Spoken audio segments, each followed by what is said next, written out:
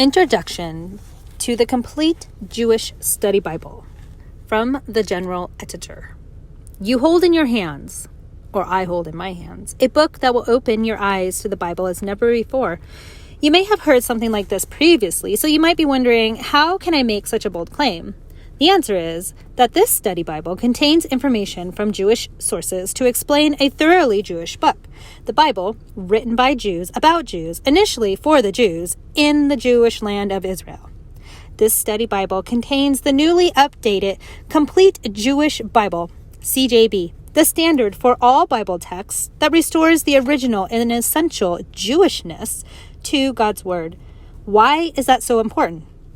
Well, after centuries of translations from Hebrew to Greek and into English and other languages, nuances and even accurate meanings are lost.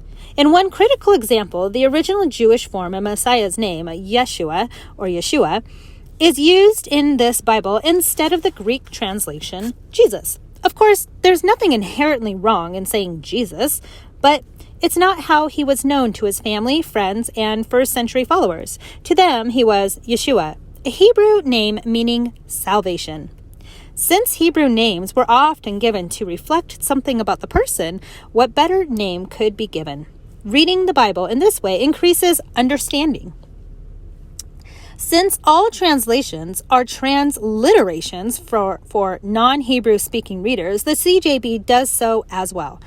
Only they are truer to the Hebrew text. For example, instead of referring to the mysterious person in Genesis 14 as Melchizedek, as most Bibles render his name, a translation of Hebrew letters, the CJB presents his name as Melchizedek,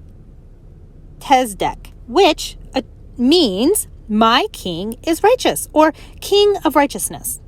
Ever so subtly, a reader begins to understand the language that Yeshua spoke.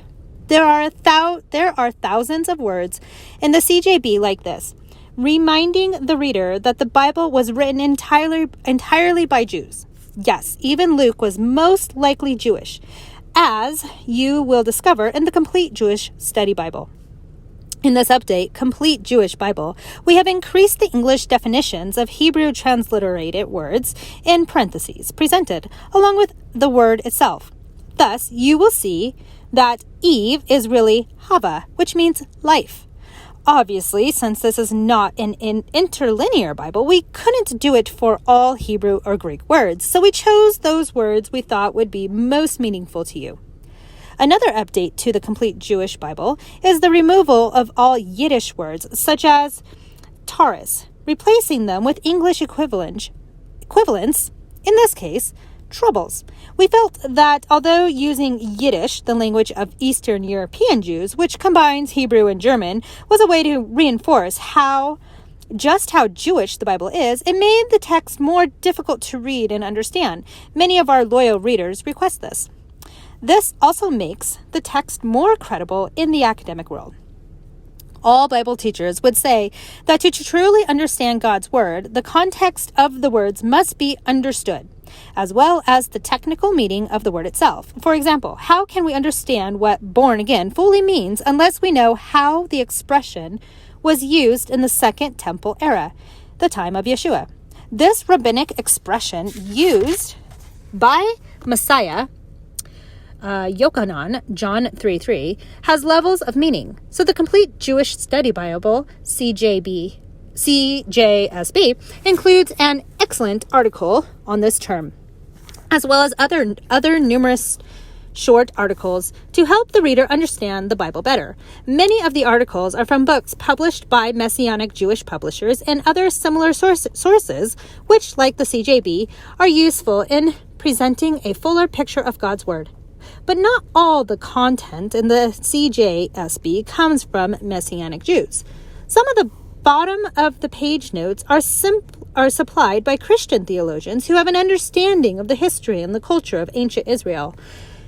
We're particularly grateful to Dr. Forrest Wildlin, former professor of Old Testament at Bethel Seminary, now professor of biblical studies at Veritas Evangelical Seminary, for allowing us to use his lecture notes from his classes.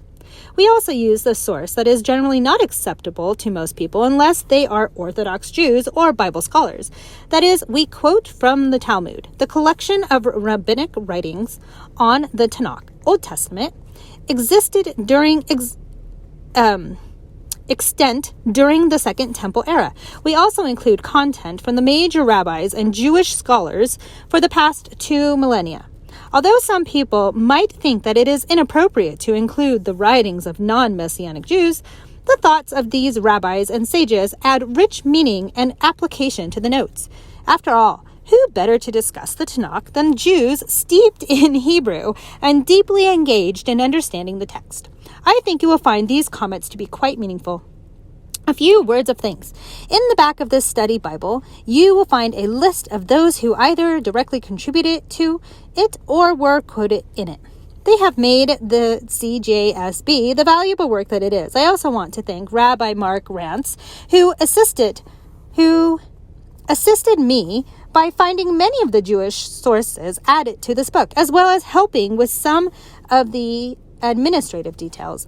Others in publishing organizations were instrumental in getting this book finished, especially my wife, Lisa.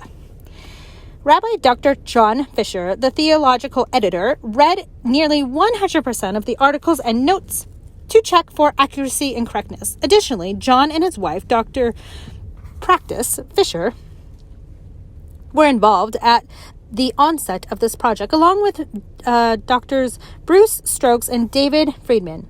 I also want to mention Rabbi David Rosenberg and his entire family, who have been perhaps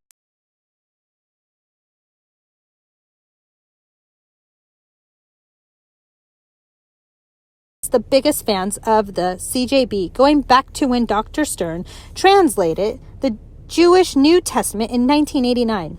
I should also thank Rick Brown, publisher at Hendrickson's Publishers, for his patience and organizational skill, as well as his team of scholars and editors who vented the CJSB and the graphic artists who designed the page layout and cover, and for providing the colorful maps that enrich this work.